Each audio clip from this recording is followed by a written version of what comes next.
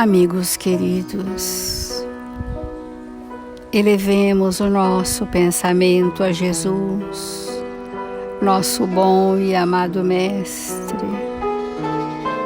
Rogar humildemente a sua presença em nossas vidas, presença que se faz manifestar pelos prepostos do seu amor na terra, pelos mensageiros do bem, por estes tarefeiros incansáveis da sua seara, que são para nós páginas vivas do seu evangelho de amor e que nesta hora nos envolvem em vibrações de serenidade e paz, confiança e bom ânimo, para que imbuídos destas vibrações estejamos a postos, Senhor, confiantes para aprendermos a servir em Seu nome. Que as infinitas bênçãos do Seu amor recaiam por todos aqueles que sofrem, pelos que se encontram desabrigados ao relento, para todos aqueles em cuja mesa falta o pão, para os que se desarvoram nas lutas íntimas, para aqueles que clamam misericórdia, Senhor, possam haver mãos estendidas em Seu nome, para que um dia a fraternidade na terra seja a construção moral de todos nós. Obrigada, amigos queridos, pela vossa presença em nossa vida. Iniciamos assim, Mestre amado, as reflexões do seu Evangelho. Obrigada, Senhor Jesus. Obrigada, amigos queridos, e que assim seja, Mestre.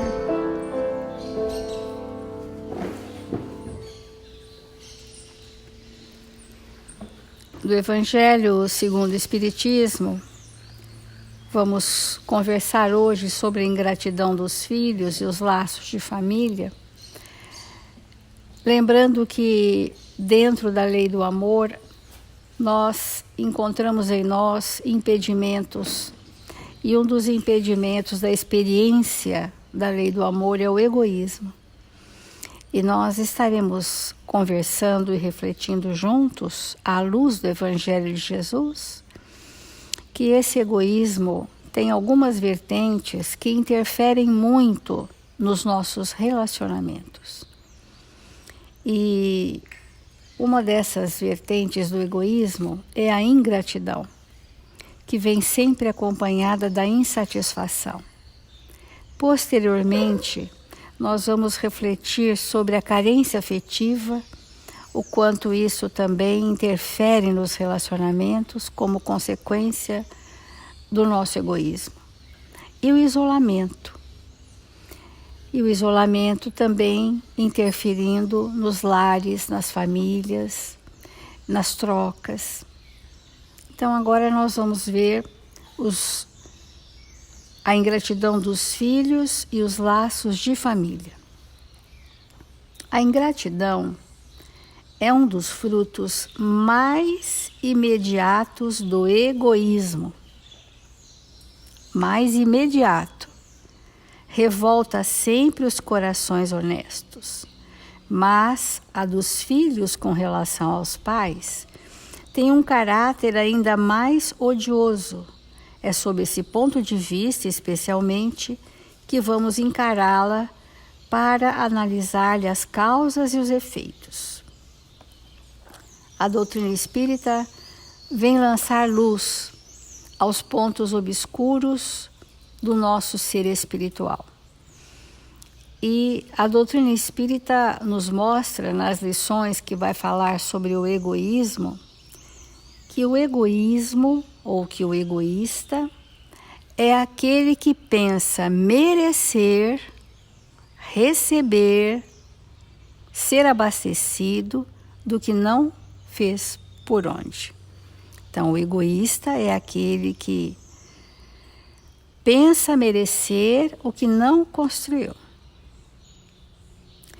O orgulhoso é aquele que pensa ser o que ainda não é. O egoísta, ele exige que o mundo o tempo todo atenda aos seus caprichos e ilusões. O orgulhoso impõe o seu pensamento como sendo a verdade, o seu ponto de vista como sendo a lei. E são características que estão presentes ainda no nosso ser espiritual. O egoísmo é realmente que gera a ingratidão. Por que a ingratidão? Quem são esses espíritos que hoje se apresentam como ingratos? Segundo o Evangelho, são aqueles desafetos do passado e que esperam que nós, nesta oportunidade, sejamos com eles diferentes. Quando o Evangelho diz: o espírito, quando deixa a terra, carrega consigo as paixões ou virtudes. E, estando estacionário, pede para voltar.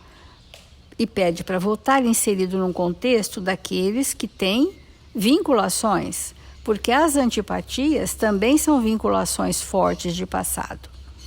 Às vezes a simpatia é um querer bem que não tem nem vinculação do passado, mas a antipatia, segundo o Livro dos Espíritos, necessariamente tem um vínculo forte de passado. E é isso que nós viemos nos reconciliar. Vamos ver algumas situações em que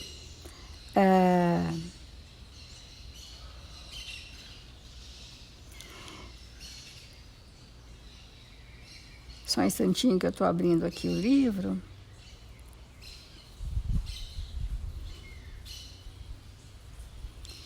Minutinho, tecnologia, amigos. Agora sim. É a lição do livro Espírito da Verdade, se você quiser. Então eu achei interessante a gente pontuar bem devagarzinho, didaticamente, para nós identificarmos o que é mesmo a ingratidão.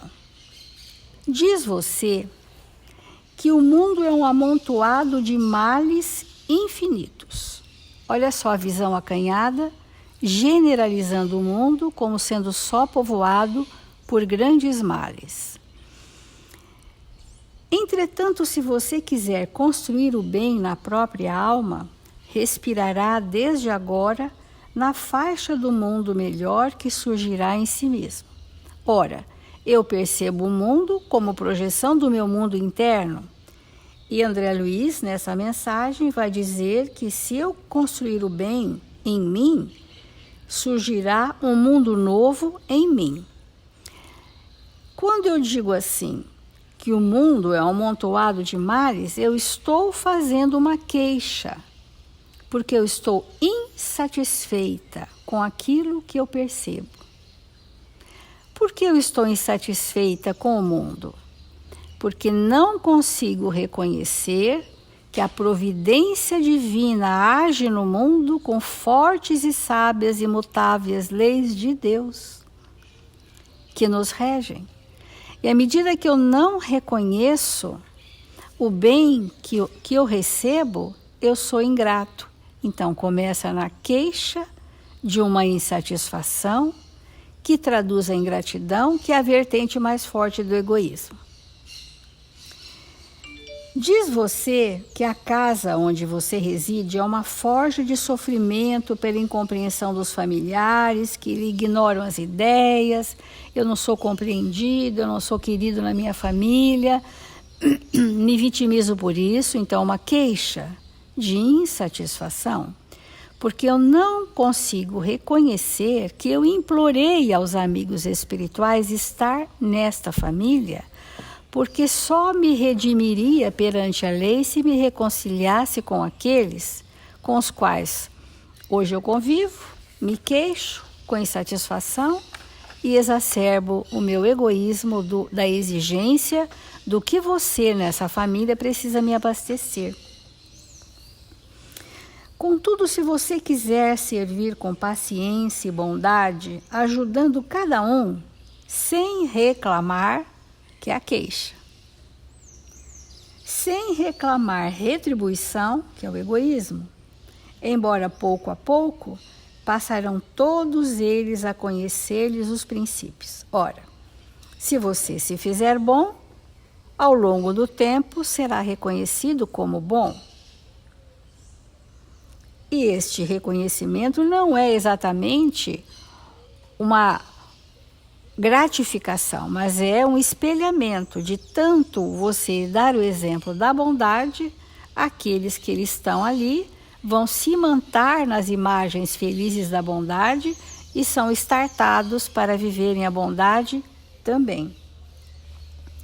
Diz você que a ingratidão mora em seu campo de trabalho, transfigurando-o em lugar de suplício. Então estamos nos queixando do mundo, estamos nos queixando da família, estamos nos queixando do trabalho, nós estamos insatisfeitos, né? Porque nada nos preenche, porque é próprio do egoísmo o vazio existencial impreenchível, que ele se engana pensando que o mundo vai preenchê-lo. Todavia, se você quiser consagrar-se ao próprio dever, com humildade, fazer aquilo que lhe cabe, aquilo que lhe compete, o bem que lhe é possível, os deveres e as obrigações, com humildade e tolerância, observará que o seu exemplo granjeará o respeito e o carinho dos outros, transformando-se-lhe a tarefa em manancial de alegria. Queixou-se do mundo, da família, do trabalho e agora vai dizer que perdeu a fé, porque o queixoso, o insatisfeito, tem essa vertente do egoísmo. Diz você ter perdido a fé ante aqueles que ensinam a virtude sem praticá-la, são as decepções religiosas da incoerência. E o que diz os Espíritos? Se você quiser, cumprirá com tanto devotamento às próprias obrigações que a fé lhe brilhará no coração novamente, ela ressurge. Porque o homem que cumpre o dever é virtuoso por excelência. Então não se queixe em circunstância alguma, porque a queixa da insatisfação é a cegueira de não percebermos a providência divina, a misericórdia de Deus, o planejamento reencarnatório, que é um plano de amor para nos conduzir às retas da nossa evolução. Se nada disso ainda está presente nesse espírito, ele precisará ser imantado por vibrações tão benéficas, tão arrastadoras, que possam nutrir a sua necessidade evolutiva, que ele vai despertar para reconhecer a grandeza de Deus em nossas vidas, suas sábias leis, a providência e a misericórdia agindo em favor de todos nós.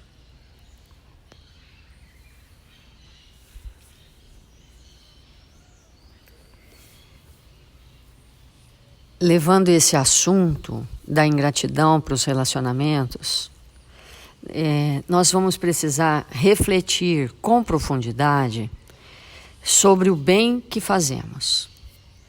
Porque ante uma situação de ingratidão, é muito comum nós nos arrependermos do bem que fizemos. Então, quando nós nos arrependemos do bem que fizemos, o que nós estamos falando para nós mesmos? Teria sido melhor eu ter feito o mal. Já que, ao fazer o bem para esta pessoa, eu recebi como recompensa, entre aspas, do bem que eu fiz, a ingratidão. Então teria sido melhor eu não ter sido tão caridosa, tão boa, tão compreensiva, não ter servido tanto, não ter feito tantas coisas, já que esta pessoa não sabe reconhecer. E ao pensarmos dessa forma, nós estamos dizendo, como falamos ontem, que o que eu estou fazendo, eu aguardo retribuição. E quando nós pensamos assim, essa forma de elaborar o pensamento é contrária aos ensinamentos de Jesus. É contrária ao bem e à verdade. É contrária ao movimento que nós temos que fazer de espiritualizar a existência. Então, antes de nós fazermos qualquer bem, é importante que nós nos perguntemos: sobre qualquer condição, eu vou fazer esse bem? Porque compreender que o bem que eu faço para o outro, antes de qualquer coisa, é um bem para mim mesmo,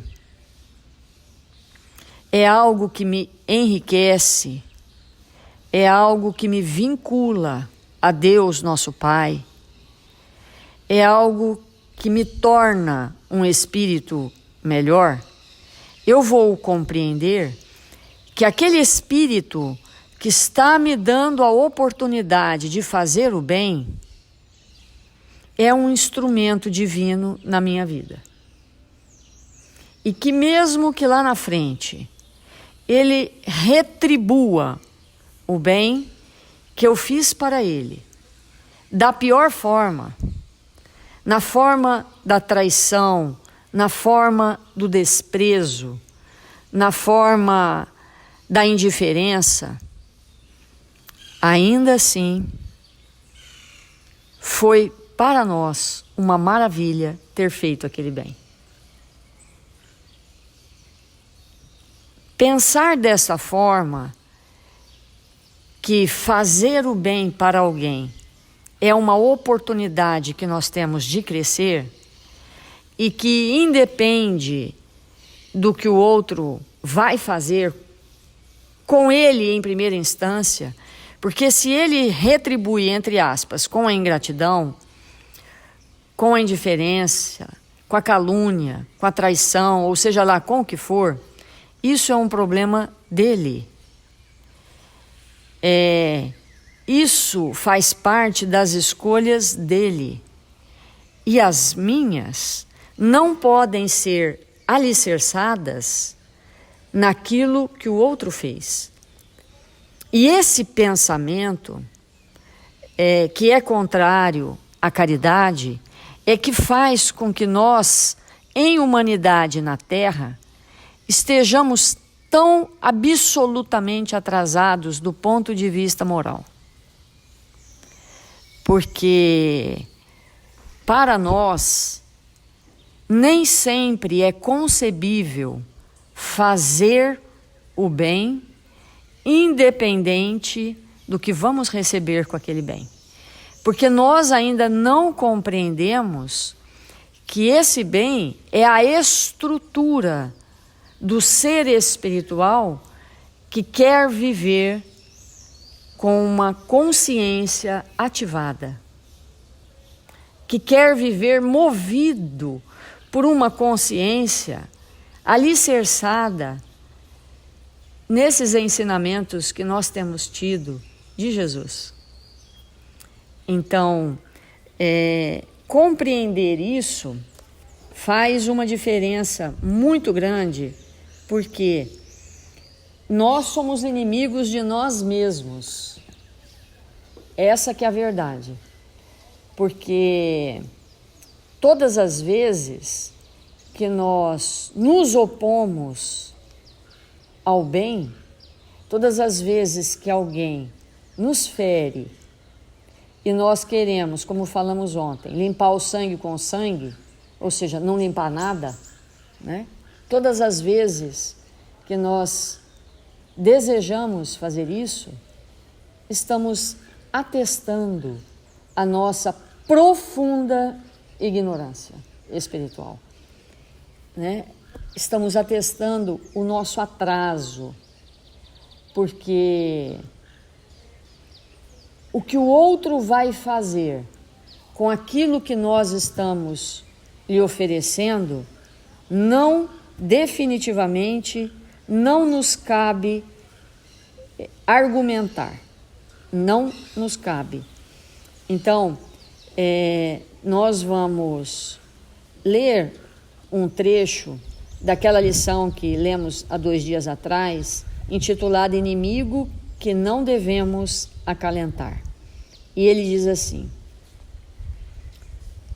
de sorte dói-te a ofensa do agressor que te não percebe as intenções elevadas. Contudo, a intolerância a asilar-se por escorpião venenoso no teu pensamento é o inimigo terrível que te induz às trevas abismais da vingança. Então, vamos entender isso. O outro, ante ao bem que fizemos, vem com a ingratidão. E nós,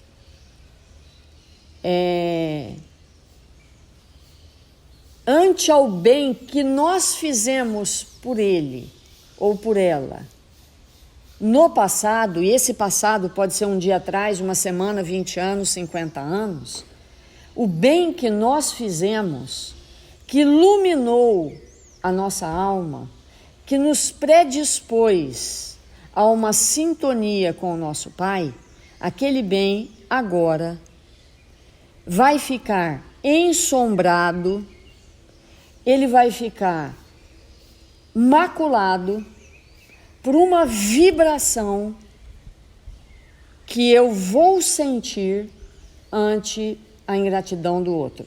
Vai ficar mergulhado. Aquele bem que não vai desaparecer, porque uma vez sentido, ele está lá, ele é uma luz, ainda que bruxuleante, mas aquele bem que eu fiz, quando eu penso nele e sinto o mal que você está fazendo por mim agora, eu lanço sobre aquele bem realizado no passado sombras, eu lanço emoções corrompidas que temporariamente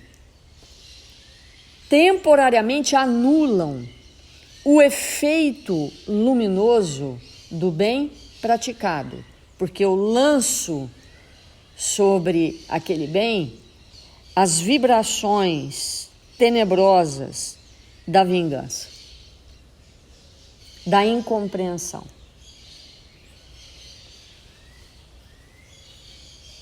E como é que nós vamos aprender de verdade a fazer o bem uns para os outros, sem nenhum interesse de recompensa no futuro, se nós não cruzarmos com espíritos que ainda se encontram nesse estado evolutivo da ingratidão? Como é que nós vamos desenvolver na nossa intimidade realmente esse estado íntimo, se nós não buscarmos com o nosso pensamento entender que é necessário que façamos o bem de qualquer maneira? Nós vamos ler um trecho da Revista Espírita, intitulado Ingratidão, um texto que foi trazido por Sócrates e que Kardec fez questão de colocar na Revista Espírita de 1861. Então diz assim: é preciso sempre ajudar os fracos, os que desejam fazer o bem, embora sabendo antecipadamente que não seremos recompensados por aqueles a quem o fazemos. Porque aquele que se recusa a vos ser gratos pela assistência que lhe destes, nem sempre é tão ingrato quanto imaginais. Isso é motivo de profunda reflexão, porque às vezes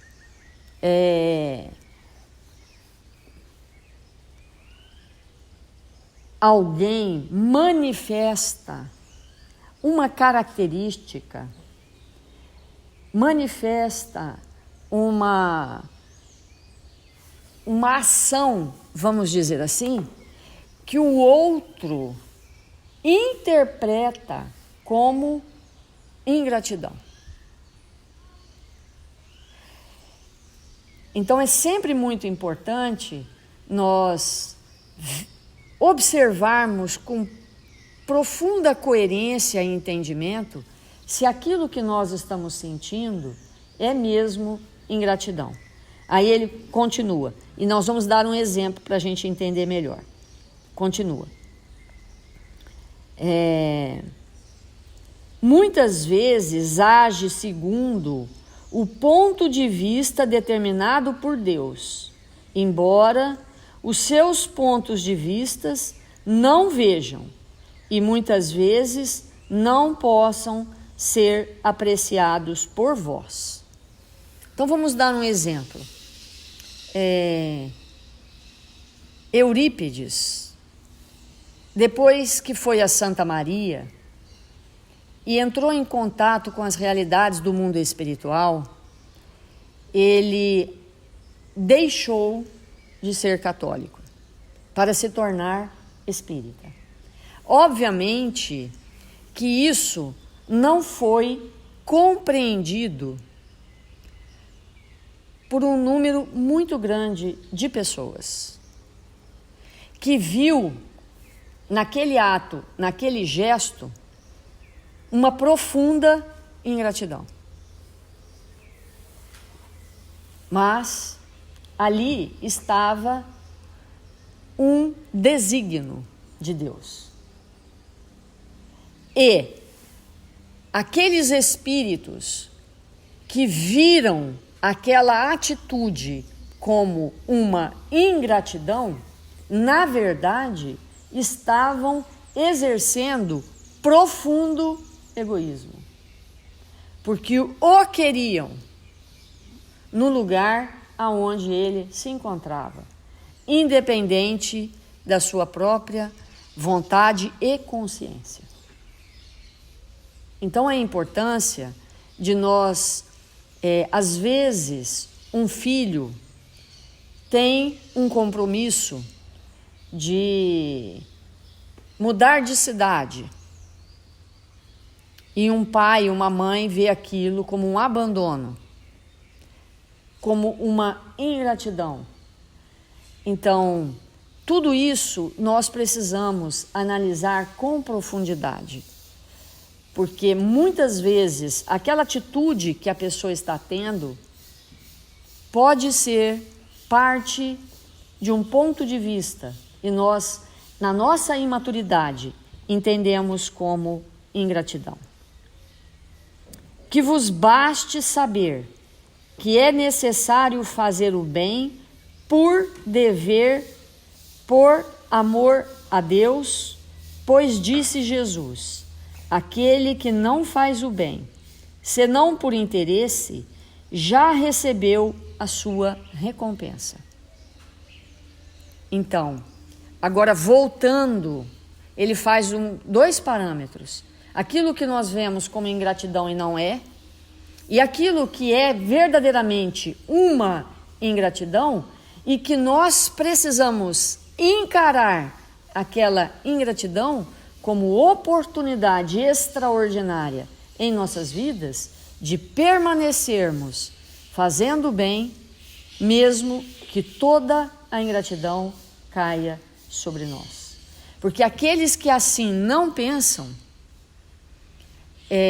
ao fazer um determinado bem com intenções de receber recompensa por ele, seja hoje, amanhã ou no futuro, esse espírito, ele já está recebendo na terra o que ele busca. E o que é que a gente busca na terra? Os bens terrenos.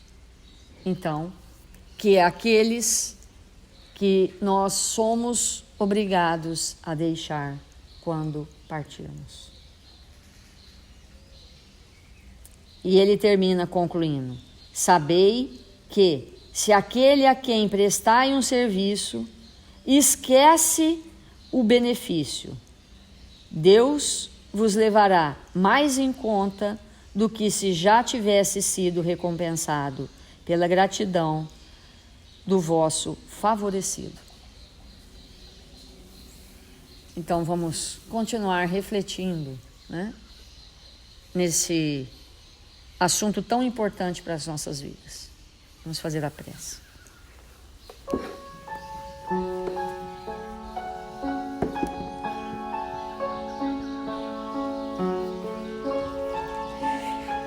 Senhor Jesus, divino amigo das nossas vidas, 1000 vezes obrigado, Senhor, pela sua presença amorosa, pelo seu amor em nossas vidas.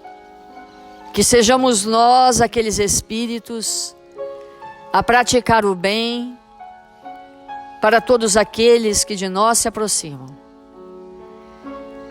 Que tenhamos a coragem, Mestre amado, de onde quer que nós estejamos, possamos servir em seu nome, oferecendo para aqueles que vêm ao nosso encontro o que temos de melhor. Que não registremos em nossa intimidade o bem que fizemos, para buscar posteriormente receber daqueles que foram contemplados com os nossos esforços. Que nós sejamos aqueles espíritos a trabalhar constantemente fazendo o bem, sem olhar a quem e sem perguntar até quando. Que o Senhor nos abençoe e nos fortaleça, para que tenhamos a coragem de ser hoje e amanhã tudo isso que temos aprendido. E rogamos nesse momento em favor dos nossos irmãos que se encontram necessitados de amparo, de saúde, que se encontram nos hospitais, nos lares, nas casas de repouso. Rogamos também aos nossos irmãos desencarnados, necessitados de luz e de amparo. Que nós todos possamos estender as nossas mãos sobre eles, derramando o nosso ectoplasma, as nossas vibrações mais felizes. Que o Senhor nos abençoe e nos fortaleça. Que o Senhor nos ampare todos os dias da nossa vida. E confiantes neste amparo generoso, Senhor, rogamos pelo nosso país, pelo Brasil, Mestre, por esta pátria amada que o Senhor nos oportunizou estar. Que sejamos nós, brasileiros, aqueles destinados a erguer na terra do cruzeiro, Senhor, os nossos corações evangelizados. E que possamos, onde quer que nos encontramos, semear o bem. Sejamos nós os protetores dos nossos mananciais de água, de floresta, de campo. Que nós possamos olhar para os nossos olhos d'água, proteger os grandes e os pequenos, amparar a tudo que vive e ainda aquilo que há de viver. Que o Senhor nos abençoe e nos fortaleça, hoje e sempre. Que assim seja.